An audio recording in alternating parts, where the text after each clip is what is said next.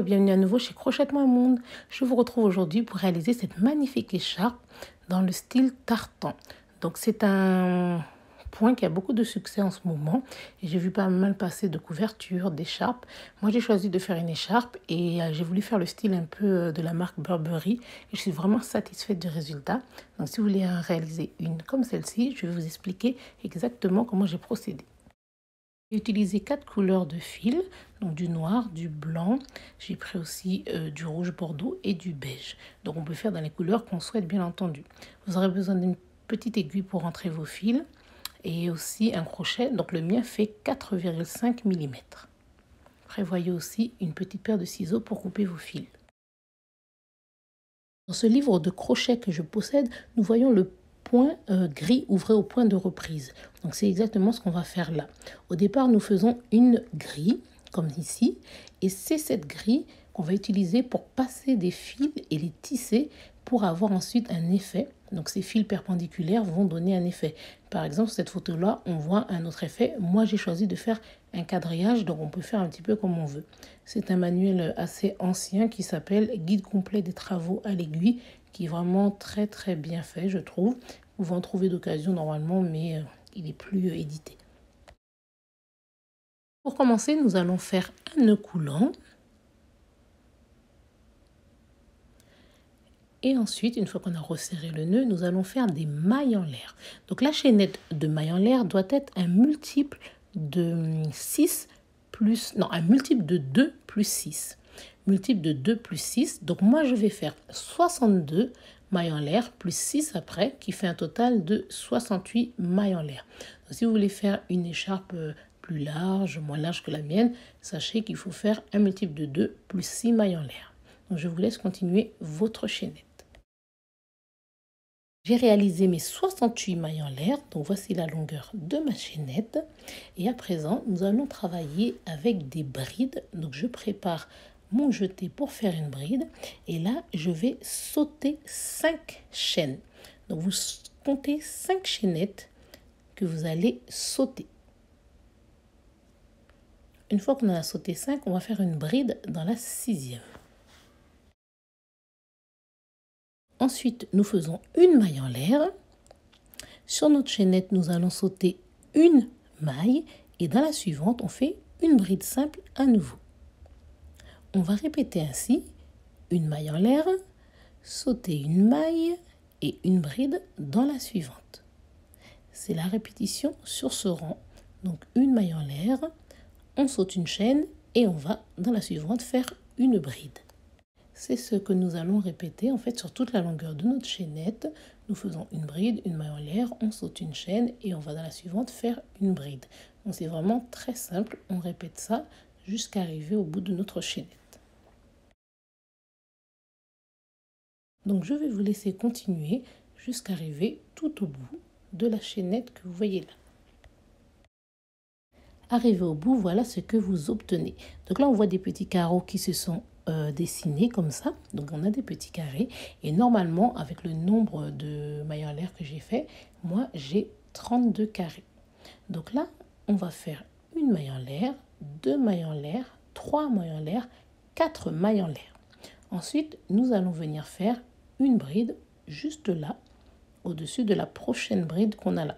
Donc nos 4 mailles en l'air, en fait, ça compte pour une bride plus une maille en l'air. Donc là, on fait une maille en l'air et on va dans la suivante faire une bride.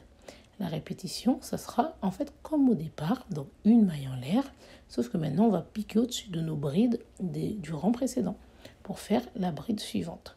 Donc une maille en l'air, une bride au-dessus de la bride.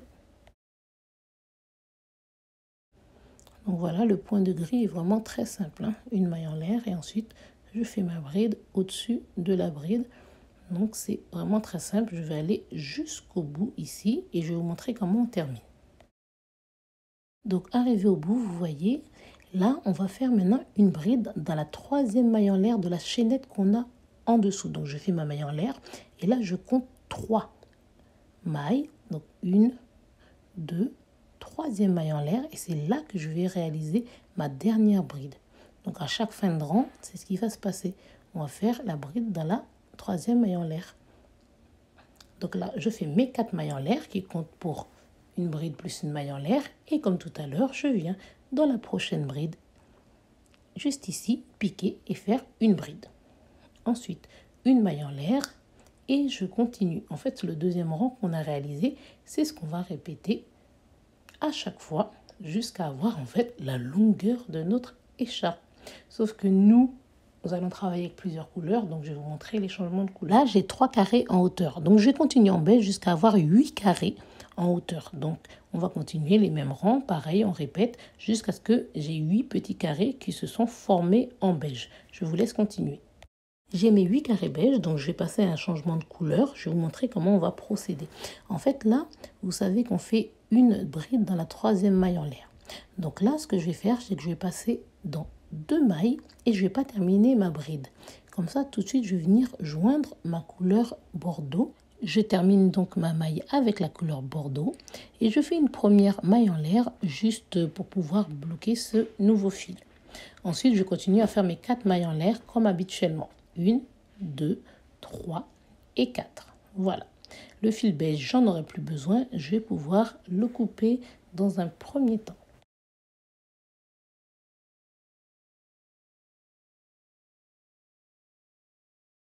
Une fois coupé, je vais faire un petit nœud avec le petit bout beige et le petit bout bordeaux.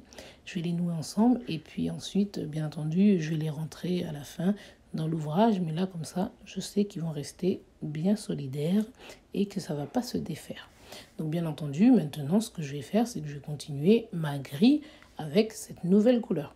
Donc je vais faire un rang en bordeaux. Donc comme d'habitude, hein, je pique, je fais ma bride au-dessus de cette première bride ici, une maille en l'air et je continue ce que je sais bien faire puisque j'ai déjà fait 8 carreaux précédemment. Donc là, normalement, il n'y a pas de souci, on connaît bien par cœur.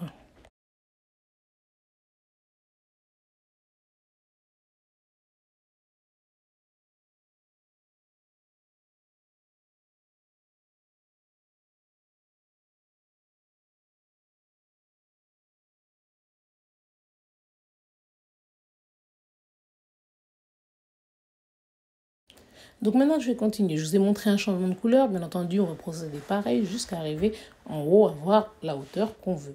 Donc il y aura plusieurs répétitions que je vais vous expliquer. Voilà ma première répétition de terminée.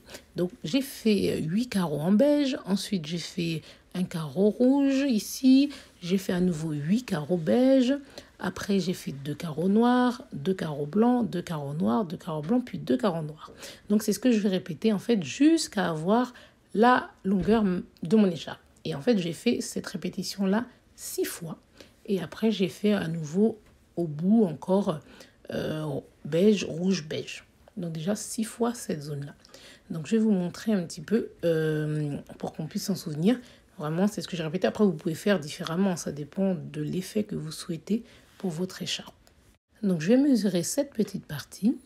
Et voilà, elle mesure environ 28 centimètres. En fonction de la longueur que vous souhaitez pour votre écharpe, je vous laisse calculer combien de répétitions vous voulez faire au total.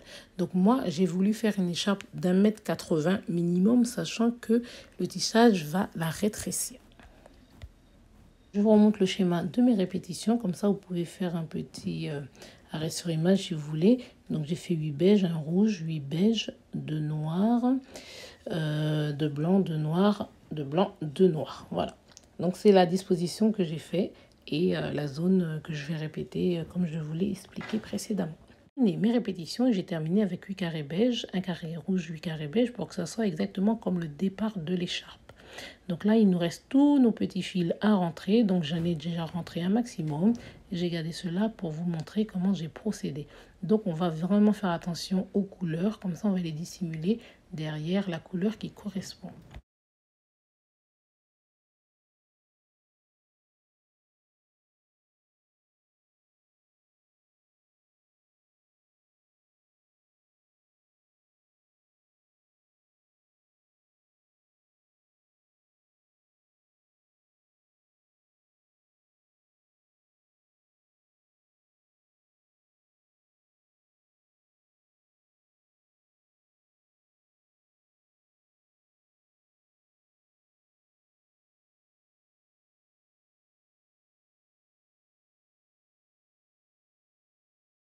Là, il faut prendre le temps de bien dissimuler tous les fils dans l'ouvrage. C'est vrai que c'est un petit peu fastidieux et c'est la partie qu'on aime le moins. On peut bien entendu le faire au fur et à mesure ou garder à la fin, mais bon, de toute façon, il faut le faire à un moment donné.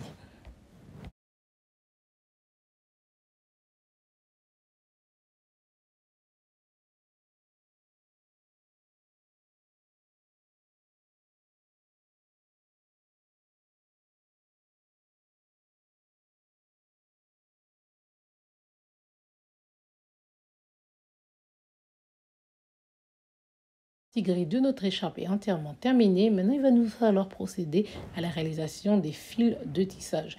Donc, comme mon écharpe là, elle fait 1,83 m, je vais faire des longueurs qui font quand même 40 cm de plus que la taille de l'écharpe.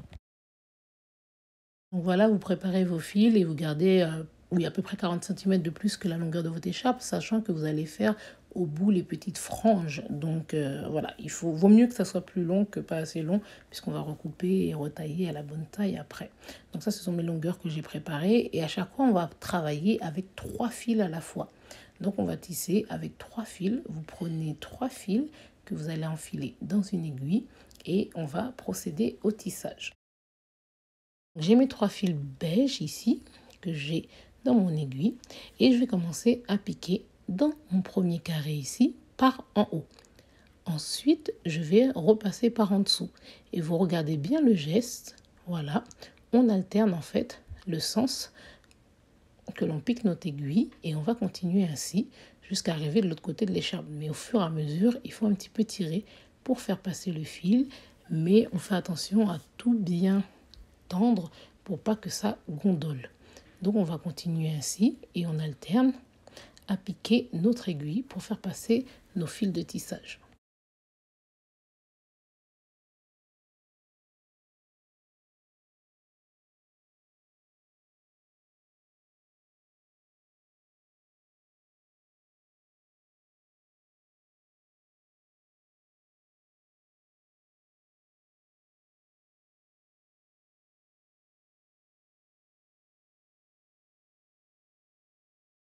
C'est une petite longueur au départ, donc on va dire environ, je ne sais pas exactement, 15 cm. Oui, donc je vais mesurer.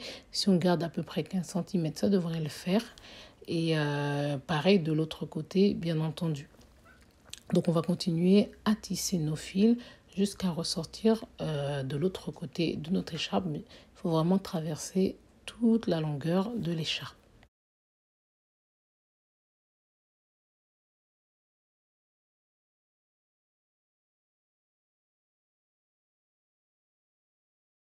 Je vous laisse continuer ainsi jusqu'en haut.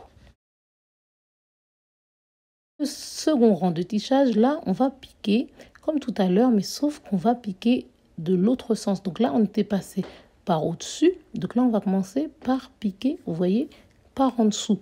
Parce que là, on doit alterner à chaque fois. Au-dessus, au-dessus, en dessous, pour que nos fils puissent être placés en quinconce tout le long de notre écharpe. Parce que si on fait dans un seul sens, ça va nous faire une ligne horizontale sur l'écharpe qui sera pas forcément... Après, ça peut être un choix, mais je préfère faire comme ça. Donc là, on pique en alternant. Et comme ça, nous allons avoir nos fils qui vont se placer en quinconce et l'écharpe sera bien plate. Il n'y aura pas de relief en fait.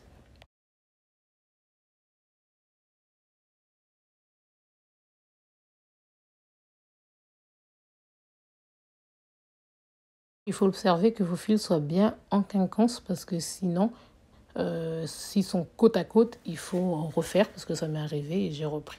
Donc dès que j'ai 2 fils, 2 lignes, je vais pouvoir faire un nœud comme ça pour joindre les bouts ensemble. Donc c'est ce qui va me créer mes petits franges au bout de mon écharpe. Donc là, je vais faire un nœud en fait. Je vais nouer ces deux-là ensemble. Donc on va toujours nouer 2 par 2.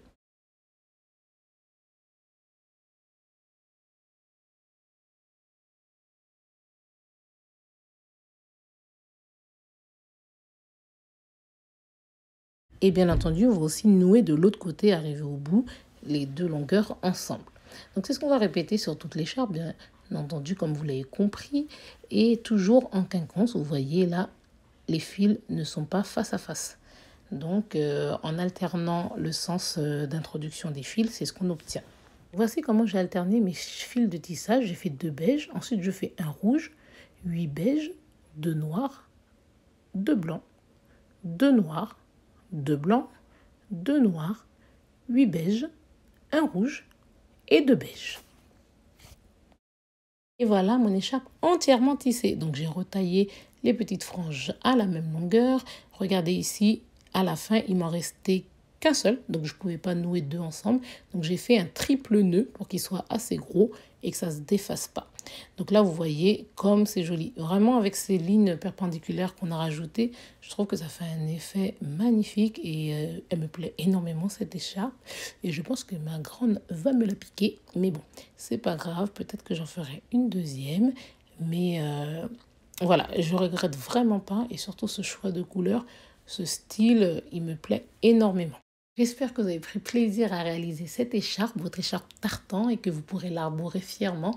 Et bien entendu, n'hésitez pas à partager cette vidéo, à la liker et aussi à vous abonner à ma chaîne parce que nous sommes nombreux ici et je vous remercie chaudement. Mais je sais qu'il y a beaucoup de personnes qui hésitent encore à s'abonner. Donc je vous laisse et à très bientôt chez Crochet de Moi Monde pour le prochain tutoriel.